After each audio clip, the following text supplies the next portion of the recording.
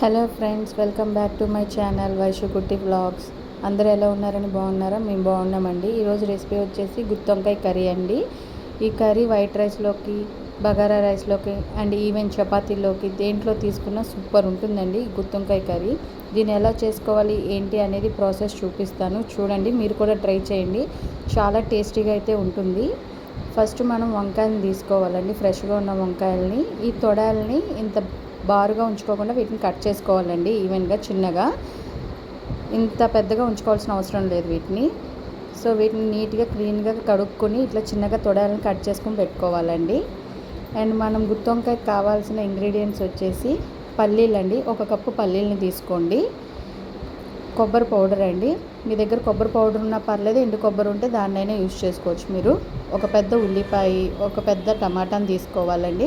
And నేను ఇక్కడ 3 ఇలాచీ లవంగాలు, ఒక 3 కొంచెం షాజీరా, ఒక చెక్క, 2 ఆకుల్ని తీసుకున్నానండి, బిర్యానీ ఆకుల్ని.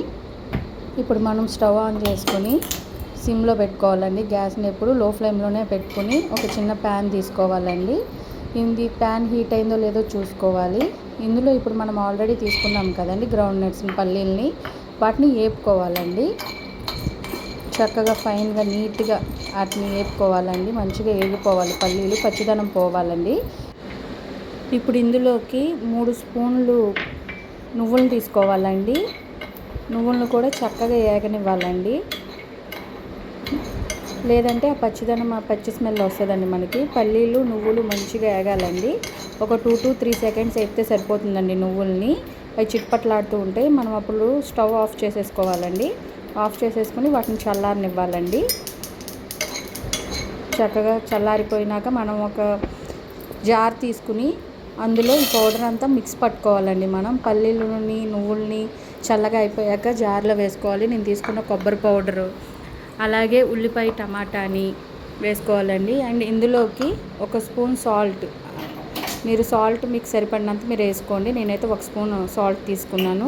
అండ్ నేను ఇందులోకి కస్తూరి కారం తీసుకుంటున్నానండి. మీ దగ్గర అవైలబుల్లో ఉంటే అది వాడండి, లేదంటే లేదు. మీరు మసాలా కారం ఇంట్లో వాడుకునే కారం అయినా ఒక 2 స్పూన్స్ తీసుకోండి.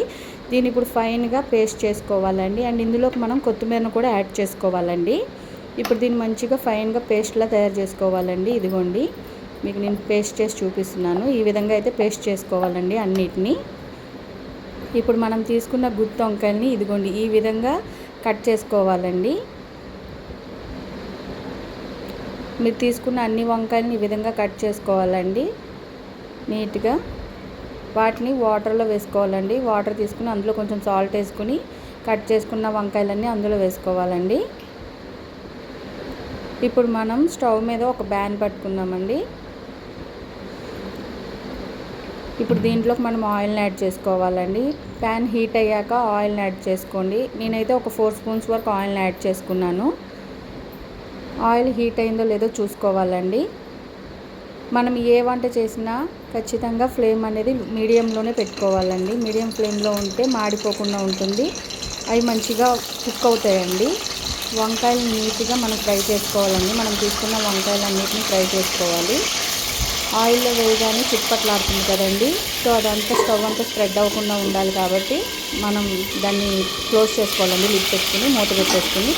ఇదిగోండి ఒక పక్క అయితే వేగిపోయింది. వీటిని ఒకసారి మళ్ళీ ఇంకో సైడ్కి టర్న్ చేసుకుందామండి వంకాయలన్నిటిని నీట్గా స్లోగా. ఇదిగోండి చక్కగా ఒక పక్కన కాగిపోయింది, చూసారండి. ఇదిగోండి నేను మొత్తం అన్నిటిని టర్న్ చేసుకున్నానండి. మళ్ళీ మూత పెట్టేసుకుంటున్నాను. ఒక 2-3 సెకండ్స్ తర్వాత మూత తీసి చూసుకుంటే అవి వేగిపోతాయండి చక్కగా వంకాయలు ఆయిల్లో. అదిగోండి నాకు 2 వైపులా నీట్గా చక్కగా వేగిపోయినాయి కదండి. సో వీటిని ఇప్పుడు మనం పక్కన తీసుకుని పెట్టేసుకుందామండి. వంకాయలు లో ఫ్లేమ్లోనే మీరు వాటిని ఉడకనివ్వాలండి, ఫ్రై చేసుకోవాలి.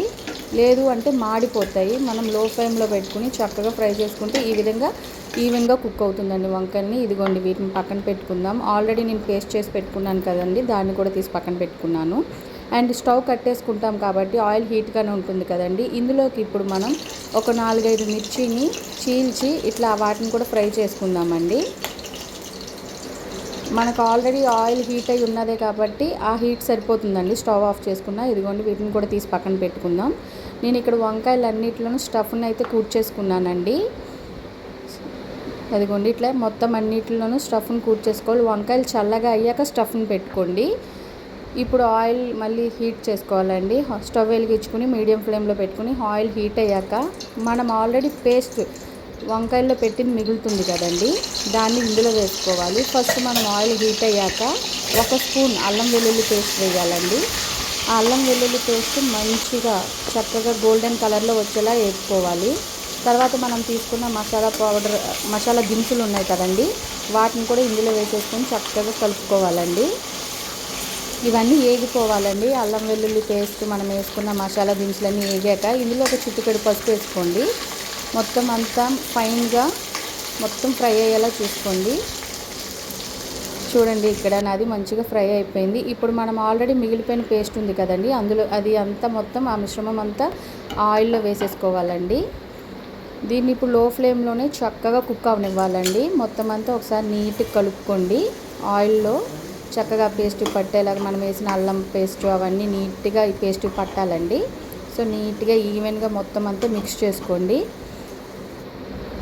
మొత్తం స్లోగా నీట్గా మిక్స్ చేసుకున్నాక దీని మీద మూత పెట్టేసి ఒక 10 మినిట్స్ వరకు కుక్ అవనివ్వాలండి లో ఫ్లేమ్ మీద. ఇప్పుడు 10 మినిట్స్ తర్వాత ఒకసారి మూత తీసి చూసుకుందాం. అదిగోండి ఆయిల్ అంతా చక్కగా పైకి వచ్చేసింది, పేస్ట్ కూడా మంచిగా ఉడికిపోయిందండి. ఇట్లా పేస్ట్ని మనం లో ఫ్లేమ్ మీద ఉడికిస్తే దాంట్లో ఉన్న పచ్చిదనం అంతా పోతుందండి, స్మెల్ కూడా పోతుంది, ఆ ఫ్లేవర్ మంచిగా వస్తుందన్నమాట మనం తినేటప్పుడు కర్రీ. ఇప్పుడు ఇందులో ఇది బాగా ఎగిపోయింది కదండి పేస్ట్, మనం ఆల్రెడీ వంకాయల్లో కూర్చిపెట్టుకున్నాం కాబట్టి ఆ వంకాయలు మొత్తాన్ని ఇందులో వేసేసుకోవాలండి. వీటినన్నిటిని ఇప్పుడు మెల్లగా స్లోగా దాంట్లో పేస్ట్లోకి మనం మిక్స్ చేసుకోవాలండి. ఇట్లా కలుపుకోవాలి. అదిగోండి నీట్గా స్లోగా కలుపుకోండి. తర్వాత మనం ఆల్రెడీ ఫ్రై చేసి పెట్టుకున్నాం కదండి మిర్చిని, వాటిని కూడా ఇందులో వేసేసి మళ్ళీ మూత పెట్టేసి ఒక 5 మినిట్స్ వరకు కుక్ అవనిద్దామండి. అదిగోండి ఈ విధంగా ఆయిల్ అయితే చక్కగా బయటకు వచ్చేసింది చూసారా. ఇప్పుడు ఒక్కసారి స్లోగా కలుపుకుందామండి, వంకాయలు చితుకుకోకుండా నీట్గా స్లోగా జస్ట్ అట్లా ఒకసారి మిక్స్ చేసుకుని ఇందులో ఒక గ్లాస్ వాటర్ తీసుకోండి. నేనైతే ఒక గ్లాస్ వాటర్ తీసుకున్నాను. మొత్తం అంతా నీట్గా ఇప్పుడు వాటర్ పోసాక స్లోగా అంతా కలిపేసి, ఇప్పుడు ఈ వాటర్ పోసుకోవడం వల్ల ఏంటంటే మనకి ఆ పేస్ట్ అయితే ఏదైతే ఉందో చక్కగా ఈవెన్గా కుక్ అవుతుందండి. ఈవెన్గా కుక్ అయ్యి ఆ మసాలాకు కూడా బాగా పడుతుందన్నమాట ఆ వంకాయలకి. సో దీన్ని కూడా ఒక 5 మినిట్స్ వరకు లో ఫ్లేమ్ మీద మూత పెట్టేసుకుని ఉడకనివ్వాలండి. మీరు ఇప్పుడు ఒకసారి సాల్ట్ టేస్ట్ చూసుకోండి, కావాలి అంటే ఒకసారి మీరు ఇప్పుడు యాడ్ చేసుకోవచ్చు. ఇదిగోండి ఒక 5 మినిట్స్ తర్వాత చక్కగా ఉడికిపోయింది చూసారా. మన పేస్ట్ అయితే, మనం వేసిన పేస్ట్ ఏదైతే ఉందో అది మొత్తం చక్కగా దగ్గరగా అయ్యింది చూసారా. అదిగోండి చాలా పర్ఫెక్ట్గా వచ్చింది. ఇప్పుడు దీంట్లో మనం 1 స్పూన్ మసాలా పౌడర్ని యాడ్ చేసుకుందామండి. అండ్ అలాగే దీంట్లో 1 స్పూన్, 1 క్యూబ్ అయితే నేను బటర్ని తీసుకున్నానండి. నా దగ్గర బటర్ అవైలబుల్గా ఉంది కాబట్టి నేను బటర్ని వేసుకున్నాను. ఇన్ కేస్ మీ దగ్గర బటర్ లేకపోతే మీరు ఒక 2 to 3 స్పూన్స్ వరకు నెయ్యినైతే యాడ్ చేసుకోండి, టేస్ట్ బాగుంటుంది మనకి. చక్కగా ఇదంతా మళ్ళీ ఒకసారి నెమ్మదిగా ఈవెన్గా మొత్తం కలుపుకొని ఒక 5 మినిట్స్ మూత పెట్టి ఉడకనివ్వాలండి. ఇదిగోండి ఒక 5 మినిట్స్కి మనది మొత్తం అంతా చూసారా, బటర్ వేయడం వల్ల బటరు నూనె అంతా కుక్ అయ్యి చక్కగా పైకి వచ్చేసింది. సో మన గుత్తి వంకాయ అయితే మ్యాక్సిమం రెడీ అయిపోయిందండి. ఇట్లా మొత్తం ఒకసారి మిక్స్ చేసేసుకోవాలండి. అదిగోండి మనదైతే గుత్తి వంకాయ కర్రీ రెడీ ఇప్పుడు మనం స్టవ్ ఆఫ్ చేసుకునే ముందు ఒక 2-3 సెకండ్స్ ముందండి ఒక లెమన్ తీసుకుని దాన్ని హాఫ్గా కట్ చేసుకుని ఒక హాఫ్ బద్ద మొత్తాన్ని అండి కర్రీలో పిండేసుకోవాలండి. స్టవ్ ఆఫ్ చేసేసుకోండి. ఇప్పుడు స్టవ్ ఆఫ్ చేసేసుకుని ఒక్కసారి కర్రీ మొత్తాన్ని చక్కగా మిక్స్ చేసేసేయండి. మొత్తం అంతా కలుపుకోండి నీట్గా. అంతేనండి, ఎంతో టేస్టీ ఎమ్మీగా ఉండే గుత్తి వంకాయ కర్రీ రెడీ.